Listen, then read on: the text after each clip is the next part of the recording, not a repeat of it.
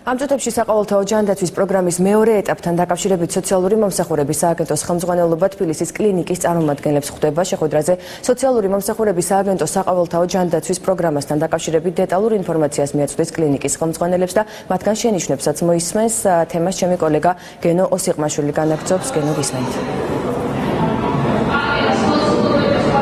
ექსპო ჯორჯიას მეექვსე პავილიონში სოციალური მომსახურების სააგენტომ თბილისის კლინიკების ასამდე წარმომადგენელი მოიწვია და სწორედ ამ წარმომადგენლებს მიაწვის ინფორმაციას საყოველთაო ჯანდაცვის მეორე ეტაპთან დაკავშირებით, თუ რას მოიცავს ეს ჯანდაცვა და რა კატეგორიის ადამიანებს ეხებათ ის. ასევე როგორც ცნობილია, საყოველთაო ჯანდაცვის მეორე ეტაპი 1 ივლისიდან ამოქმედა, მას შემდეგ უკვე რამდენიმე დღე გავიდა და ამდენად დღევანდელ შეხვედრაზე ვიმსჯელებენ იმასთან დაკავშირებით, თუ რა სახის პრობლემები წარმოიქმნა ამ განმავლობაში თვითონ კლინიკებში.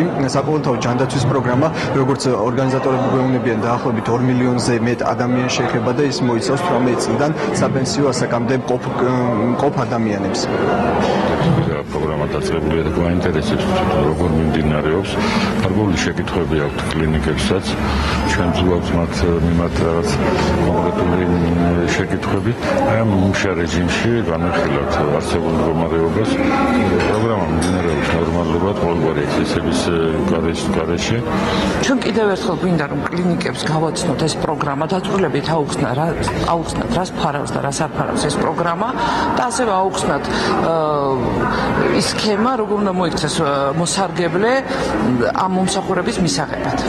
ასეთი შეხვედრები ძალიან დიდი მნიშვნელობისაა იმისათვის, რომ გამართულად იმუშაოს ქსელმა, ქსელს არ ქონდეს პრობლემები და მოსახლეობასაც გაუადვილდეს ხელმისაწვდომობა, გაეზარდოს იმ გარანტიის მიმართ, რაც სახელმწიფომ უკანასკნელ პერიოდში მას ასე ვთქვათ მიანიჭა.